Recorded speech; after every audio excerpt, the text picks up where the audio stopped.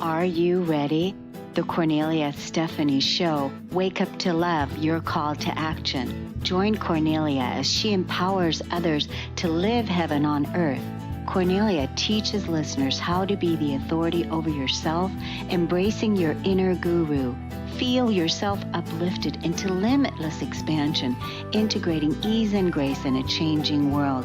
This show will cover topics such as unconditional love, your physical body, how to be in extraordinary relationships, create financial and emotional wealth, embracing entrepreneurship in the new earth.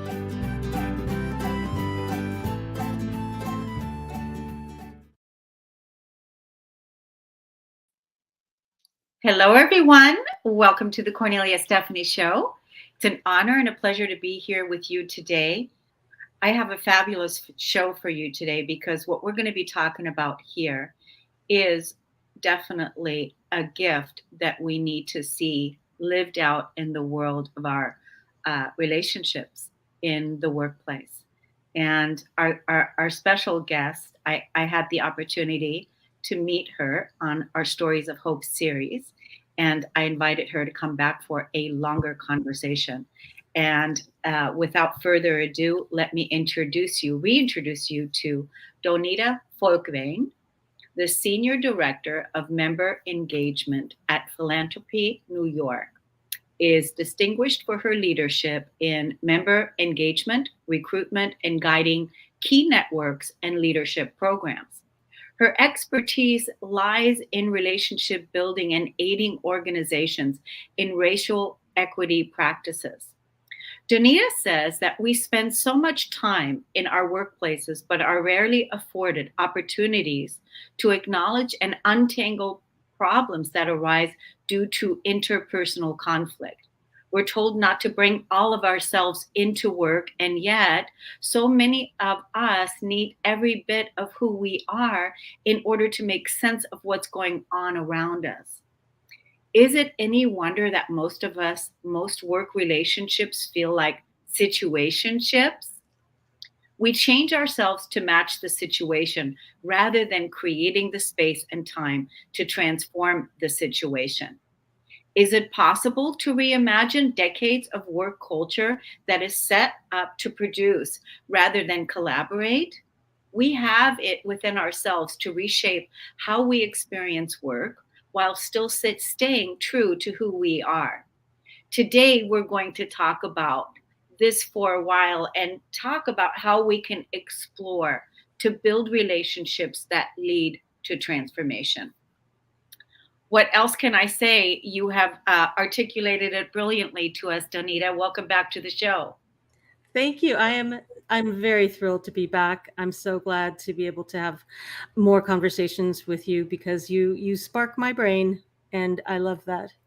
Oh, good. That's good. And you're sparking us too with what needs to change, and that's why I see that there is a big need for this out there in the world, and people may not even realize it because so many people are in the workplace and they feel that dread going to work every day knowing that there's that personal conflict that is there, yet they feel like they're what can they do?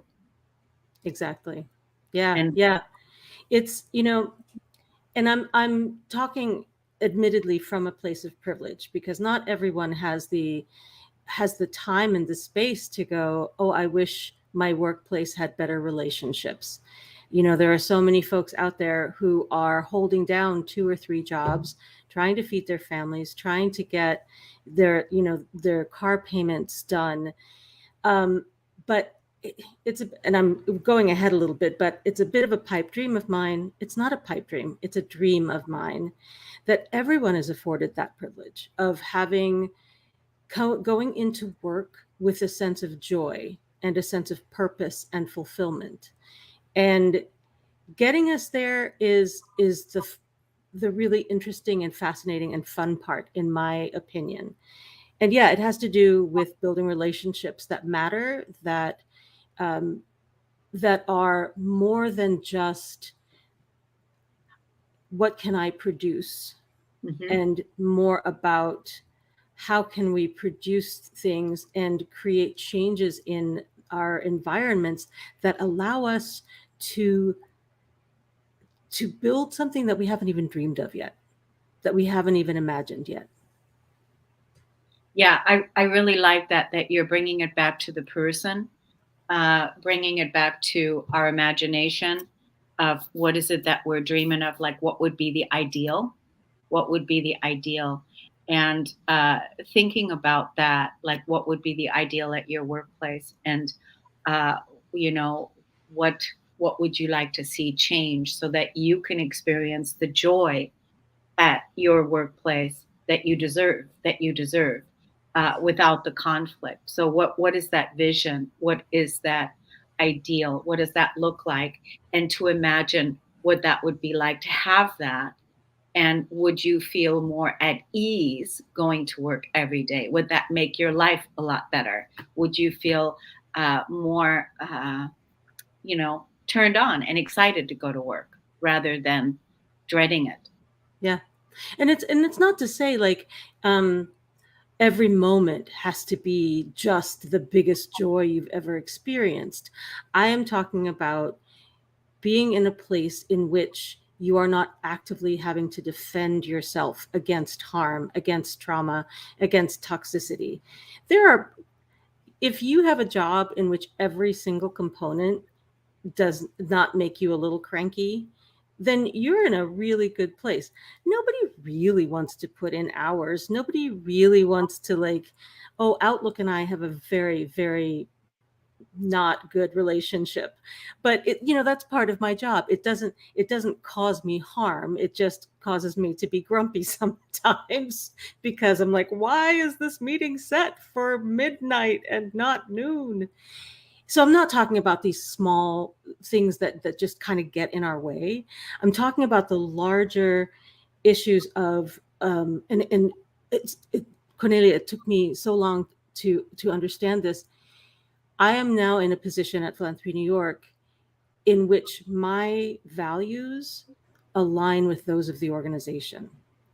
And what that means is that when I am working for the organization, even at the parts of the work that are not necessarily the most exciting, I am furthering who I am as a person as well. And that to me, it's like this little magical combination of things because I am not working at odds with myself. I am not working contradictory to my ideals, my values, my mission in life. And for that to happen, and I've worked at other organizations that are also mission driven, but the way we handle things internally versus the way things face externally are vastly different. And that's what I'd like to examine and help transform so that the outward facing picture is the same as the inward facing picture. That's so good. I mean, it's, what you're talking about, it's not just this piece with at work, it's also in any type of relationship, really. Yeah. With anything in your personal relationships, whatever it is, that the outer and the inner match, right? And that's an important piece. So that's why I think that it's so important what you're bringing up, because you said it. You said that your values are aligned with your company's values, and that you feel a sort of a harmony, a sort of a collaboration in that space. I assume that you are feeling valued, that you're feeling nurtured, and that you feel that you're heard, that your energy is being matched with what it is that you're bringing there. And so you feel like you're part of a team. This is what I'm assuming with what Yeah. you're saying. Is that Yeah. correct? Absolutely. I had a boss at one point who, I would say, I'm not feeling heard. I'm not feeling valued. And she said, well, nobody here doesn't think that you're smart. Everybody says how great you are and all of that. And what else do you need? And I had to have a big think about that because, you know, I was like, do I just need a pat on the back? Do I just need affirmation? Do I just need somebody to tell me like, you're wonderful? And the answer was no. What I needed was not to start at zero every single time I spoke, because there are different types of people in the workplace. I happen to be one of those that I'm a big thinker, and I connect dots that other people don't necessarily connect. But those are not the people that we find in the workplace on a regular basis, right? We find people who are very goal oriented and moving forward. And those, I love those people because we work really well if we can find a way to interact with each other. They kind of like ground me and they're saying, hey, that's a really nice idea, but how are we going to make it happen? I need those people in my life.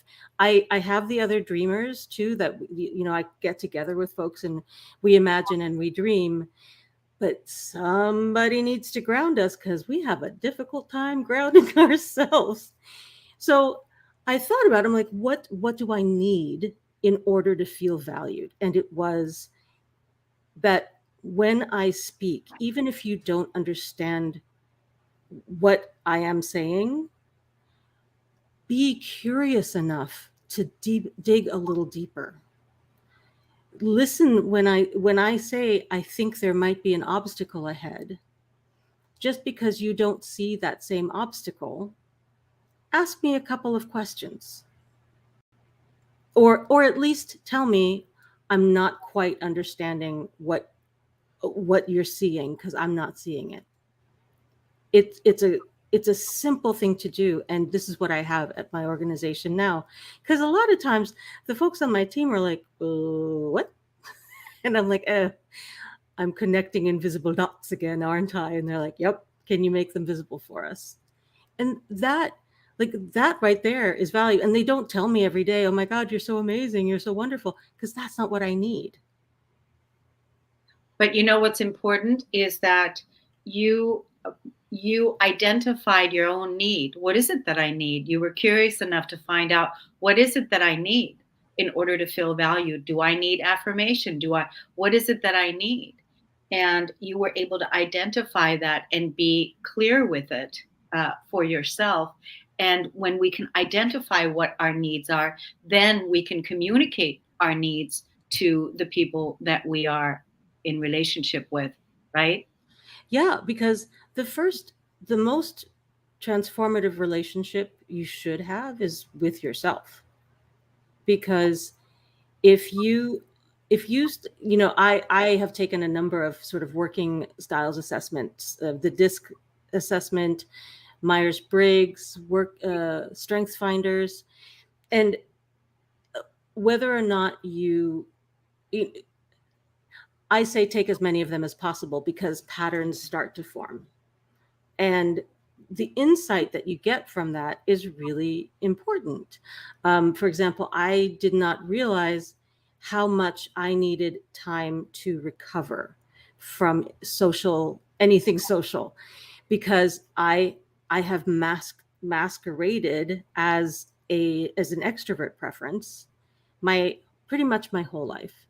But I am, whatever the terminology is that you choose to share or choose to think about, I need recovery time. And the question that was asked of me that sealed it for me was like, if you were offered 7 days away in a cabin by yourself, what would you say to that? And I said, that would be heaven. And the person who asked me that question said, if you don't need that alone time for recharging, you would have started to bargain with me. You would have been saying, hey, well, maybe 3 days? Or could I bring my family? Could I, can I go to a restaurant and talk to people there?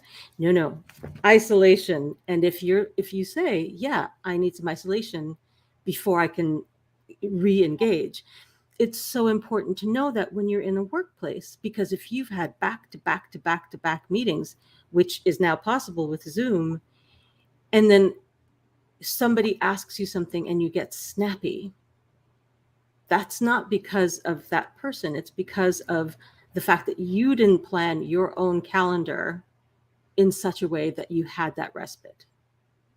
Right. And again, I'm going to point that out again, and that it has to do with you being able to identify what your needs are. And a lot of people, they don't even ask themselves, what is it that you need? So that they know what it is that they need. And so that's that. I think that part is number one.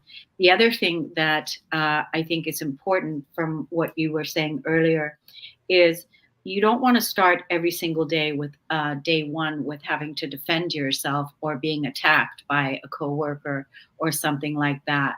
That's the big piece, because that's where the conflict lies, right? So if you have to defend yourself, where you're constantly having to prove your credibility or who you are, and the work that you're bringing in, where you're having to defend yourself, that's a big piece of working in a toxic relationship where someone is possibly projecting energy onto you. Is that right?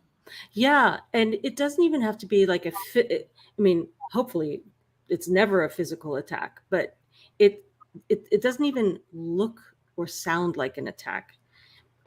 There was somebody in a working environment that I had whose very presence would fill me up with so much tension. I would just hear this person's laugh. I would hear this person's voice, and I would immediately tense up. And it was very rarely directed at me, but this person was relatively high in the organization, and the way they thought about our workplace was so at odds with what I valued, and the thought that I was having to change myself to match what this workplace was asking of me. This person embodied that whole thing for me. And so this person very rarely talked to me directly, but when a voice was heard, it felt like an attack. So you don't even know necessarily that you're under attack, because there's no direct interaction. It can be a policy. It can be an all staff email. It can be somebody sending a, hey, we've talked about this before. You need to prioritize this and this and this. There are so many ways in which things come at us.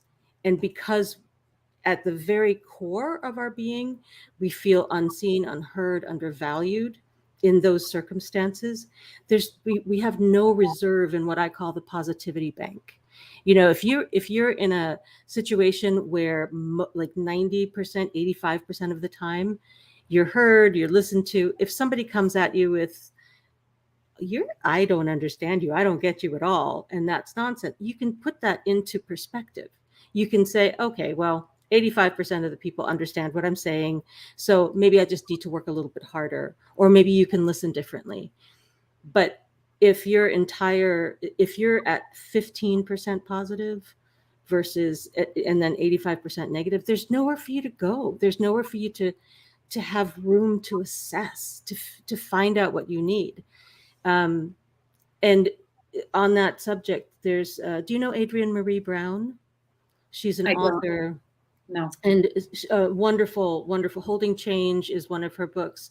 And she has this list in Holding Change that you can ask each other in your teams. What does it look like and sound like when you are fulfilled at your workplace?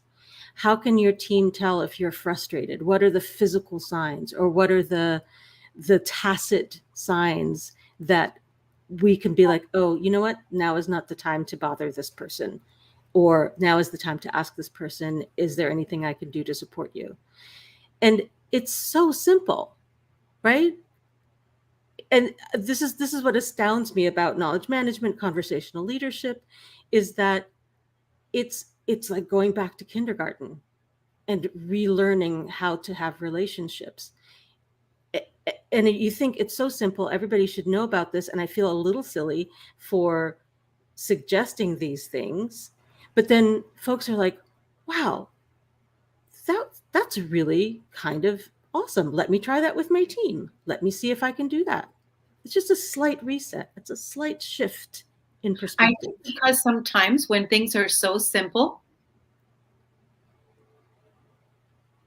instead of practicing that, or it's not something that has been integrated yet because it's that simple, but that's when it really works, right? Yeah. It works when because really we have such a complicated world that we live in. The more simple we can make things, the better off. I love where we're going with this. Identify what your needs are. What is it that you need in order to feel valued, in order to feel heard, in order to feel honored? I identify your needs.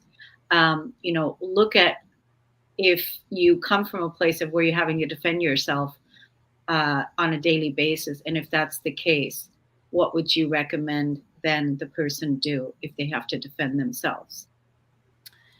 So my current boss is a bucketer, and it's the most amazing skill, because I'll come to her and say, blah, blah, blah, blah, blah, blah. And she'll say, I hear about 2 or 3 different things in here. Can we separate them and understand where they're coming from? So one of the first ways I would start with that is to understand where that tension is coming from, because I have realized another realization about myself. I feel first and think later. So Good. somebody Yeah. says something to me and I have some sort of reaction in my body. And this is the other, you have to listen to what your body is telling you, right? So if somebody says something and immediately I have a response. And if it's something negative, my instinct is to defend myself immediately, or to say, or just to bleh immediately. And one of my former colleagues gave me such great advice. He said, you have maybe 1 or 2 times to get the attention of the person the next stage above you. If you're a feeler first and that's your only time to interact, you squander some opportunities. So go and think about where it's coming from, and then go into a meeting. And I was like, how do you do that? And he said, it's simple. All you do is say, that is hitting me in a way that I wasn't expecting. May I have a few days to think through that and come back to you? That's And beautiful. isn't it? I have Yeah. used it a number of times. And I have also realized that it takes me about 3 days to process. So I have to like think through stuff first, or no, feel through stuff first. Like, I'm hurt. My soul is dying. And then I'm like, okay, your soul is not dying, but you are hurt. Where does the hurt, like, what is the part of it that hurts you the most? And I've also identified 2 primary things. If you question my integrity or question my intelligence, those are the 2 things that will immediately trigger me to feel some sort of way. So knowing these things about yourself and understanding that it is at the heart of the matter, it is not this one thing that was said to you.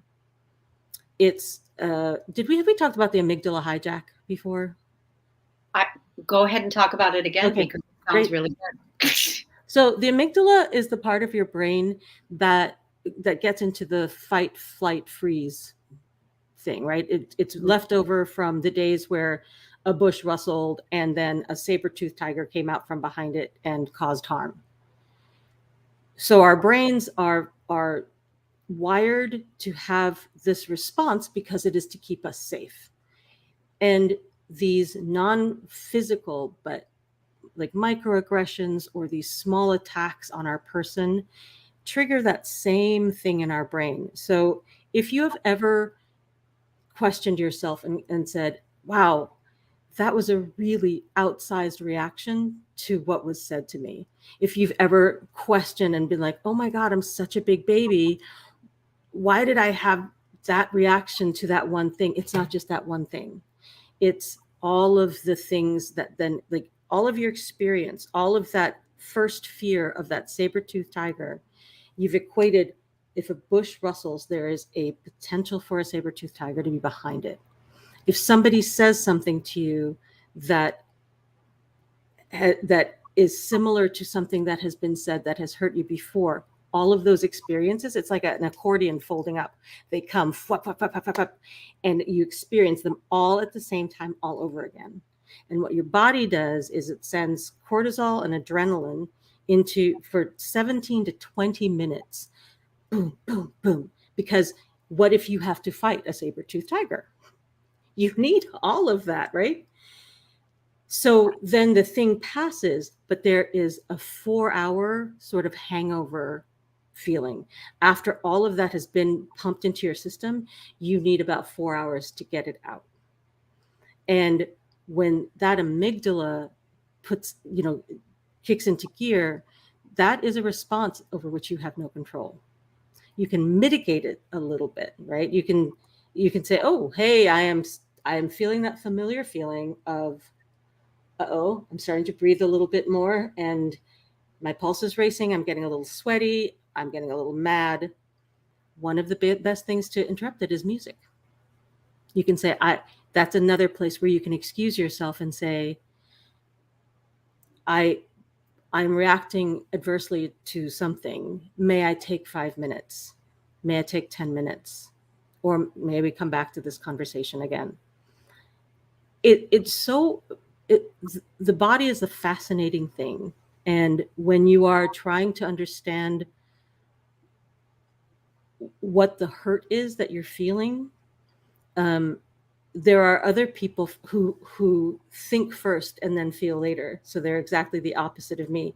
They will have an immediate response of like, well, this is wrong. This is what you said. This is how I feel. This is this. This is this. This is the other thing. And then 3 days later, we'll have a breakdown because it's now just hitting them. Knowing knowing what the things are that affect you in this manner, trying to stay out of some of those situations, recognizing patterns is so important for yourself and for others. And it is really hard, and especially for marginalized communities, it is hard to leave the situation because you need your job. But if you can plan a springboard, a getaway plan. I remember when I was looking for a new position, I had a coach at the time, and I asked him, am I stalling or am I solidifying the surface so that when I jump, I can jump higher? And he said, I think you're doing the trampoline thing. If we're having this conversation in 6 months again, though, it's going to be a different conversation. Mm-hmm. That was really helpful for me too. Yeah. Yeah. It sounds like, everything that you have learned are learning about yourself in your workplace, and also with your coworkers and with your teams and the people that you're working with on a daily basis. It sounds like really communicating the new way to do relationships in a way from a place of self-empowerment, not from a place of, feeling victimized or feeling like you're not deserving of having a good relationship or being valued or listened to. It's like you said, when the trigger happens and you get triggered, there's always something from our past that is waiting to be seen and felt and healed and released, so that we can move more into our authentic self and expression, right? Yeah, I love that, what you said about deserving to be valued. We all deserve that. And I think for a lot of people, that idea has been lost because they haven't felt it. They don't dare to hope or to dream. And, if that is the case, then do you value yourself? Coming back to what you said earlier on, that the most important relationship that you have is the one you have with yourself.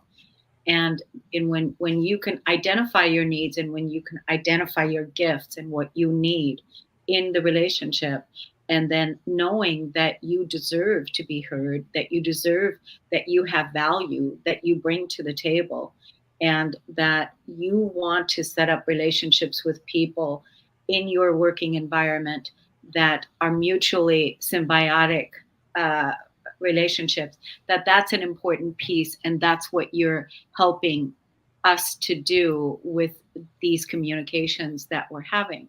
So I want to ask you a question about, what if you don't have the power to reshape how your team interacts? Yeah.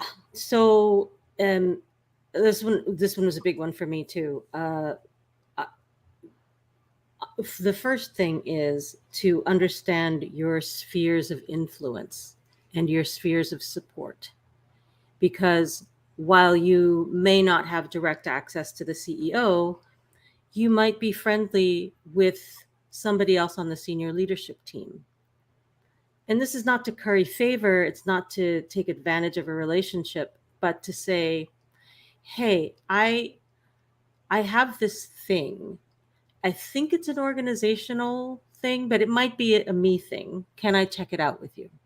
So you've got somebody who is above you in power, and you're asking for feedback on whatever it is that you're needing help with. There are also, you might not have the influence to change your entire organization, but you might have some ways in making your team healthier. And I've seen this play out a lot in organizations where the overall environment is toxic, but there are these moments of calm and serenity within the organization.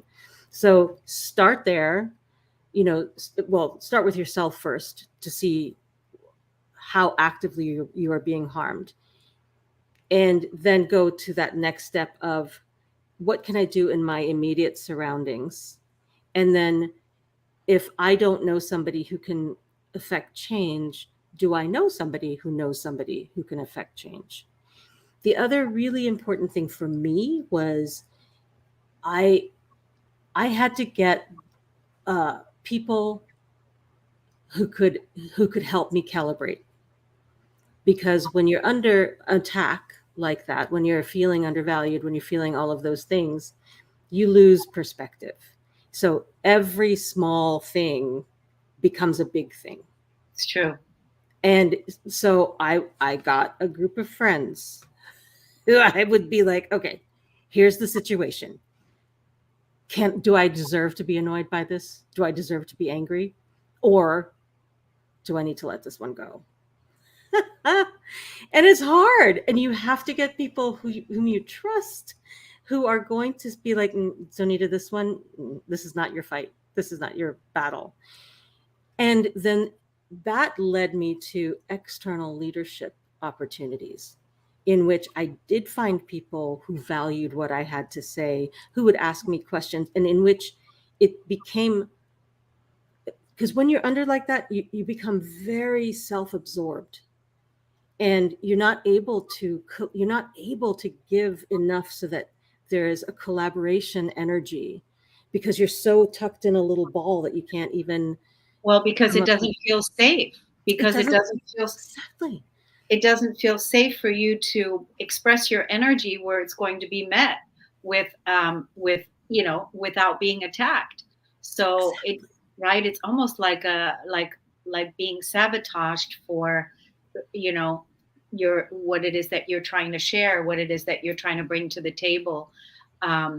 You're being sabotaged by others, hijacked by others. Maybe on a negative energy. Maybe they don't want the change of the positivity to take place, because they're so used to staying in that negative vibe, and that here you are now trying to make things better and make things happen on a positive scale, and you're constantly being interfered with. Well, if you don't have someone that's going to meet you, that's going to make it very difficult, where you're going to feel like that. And then you probably also are feeling like, I don't want to go to this job. I don't want to deal with all of this. And then it just, it makes, You right? become a self-fulfilling prophecy. Yeah.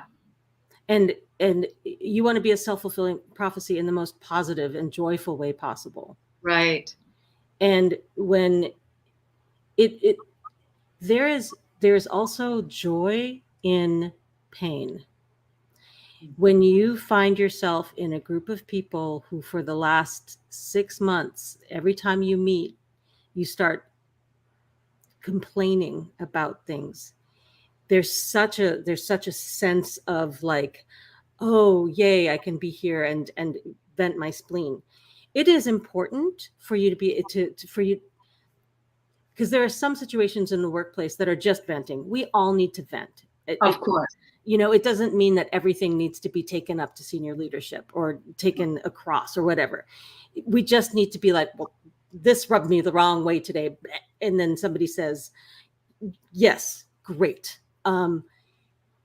But when you find yourself in a group of people whose only reason for being together is to be miserable, you need to get out, because you will find yourself becoming more and more negative, and you'll feel like this hit of endorphin of, oh my gosh, yay, I can talk about how much I hate this place and hate the people and blah, blah, blah, blah, blah.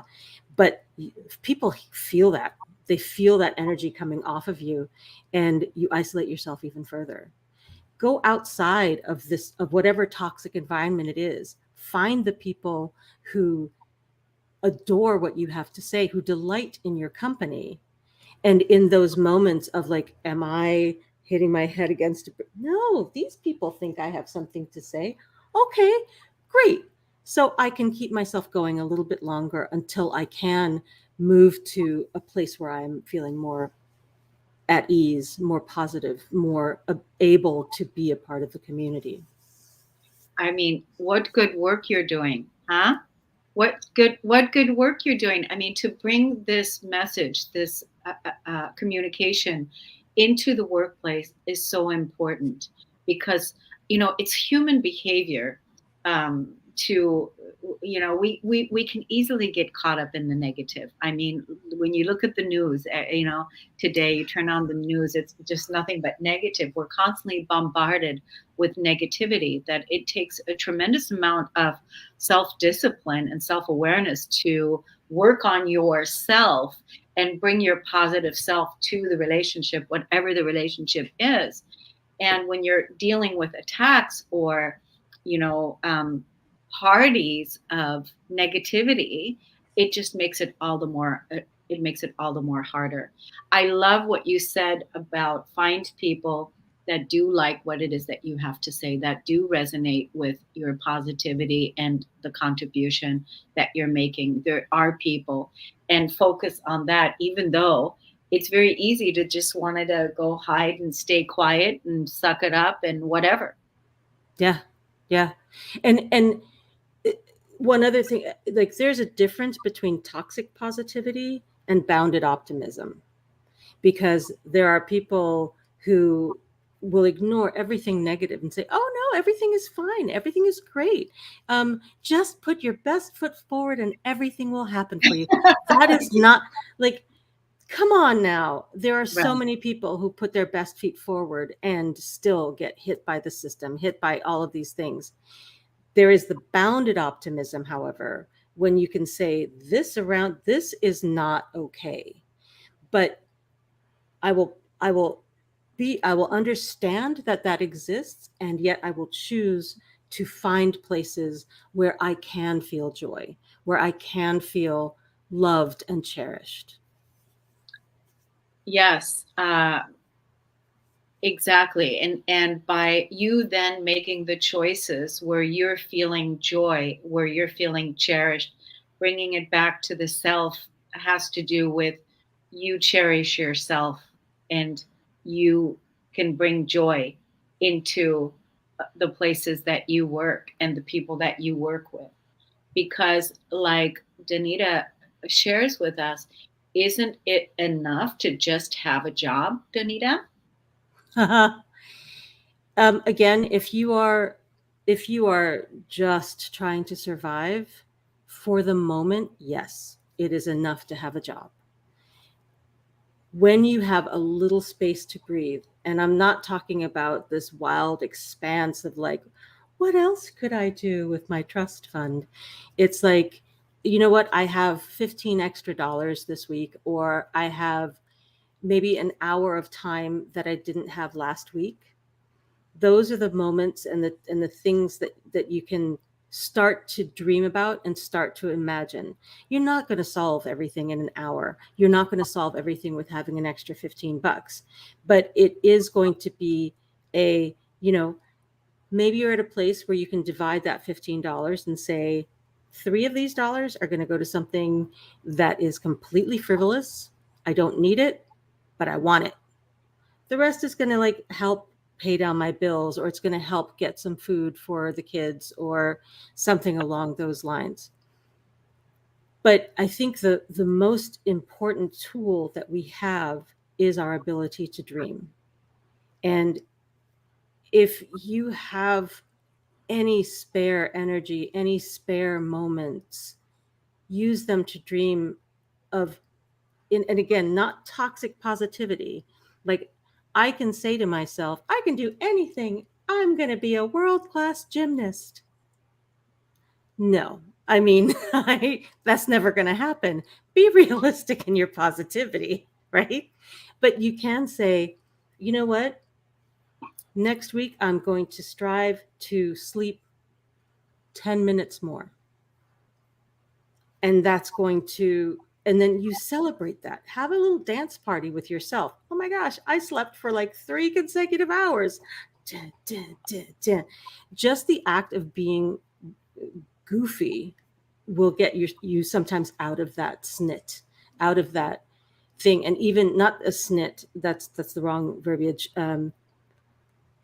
There's a weight that settles on people when they see no way forward, and lift, like, any way to lift that weight a little bit is helpful. Again, that's where your advisory council can come in, because they might have similar issues. And I've used this before. Holding somebody else's burden doesn't make it any less weighty. It just makes it different. But it is a break from your own. So if there are ways that you can share burdens with each other in a way that gives respite, that doesn't sink into the, like the Cardozi Jones says, it's not the oppression Olympics. We're not trying to see who's got the worst life.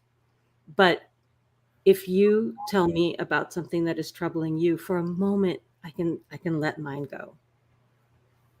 Yeah. Such wonderful tips you gave us today. It's amazing how time goes by.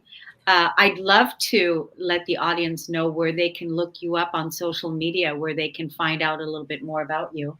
Can you share that with us? Yes, I have LinkedIn, and you can my name is unique enough that if you type in Donita Volkwijn, I am the only person. And my Twitter handle is also Donita Volkwijn. Not Twitter. I'm not on Twitter. Pardon me. Instagram and TikTok are all Donita Volkwijn. Yeah, it's great work that you're doing. I just want to tell Thank you, you. relationship building, even the things that you're talking about here, Donita, it's not just relationships in the workplace, but what you're talking about here, this education, this relationship building. This is also relationship building in your personal lives as well, because being able to identify your needs, communicate your needs, not be defensive, all those things are bringing something up from the past that is looking at how you're going to respond to it, and how you're going to be with all of it. So I see that this can go far, what you're talking about, not just in the workplace, but in our personal lives as well. I want to thank you so much for coming on the show today. Oh my gosh, Cornelia, thank you so much for having me. It's I'm coming out with new ideas, new thoughts too. So thank you for being one of the places in which I feel heard and valued. It's so good. That's so good. And I appreciate you, and we appreciate you. Absolutely. It's a mutual admiration society. Yeah, that's good. That's really good. We want to thank you so much for listening and tuning in. We're going to see you again on the next Kornelia Stephanie show. Thank you so much, and take care, everyone. Thank you, Donita. Bye-bye.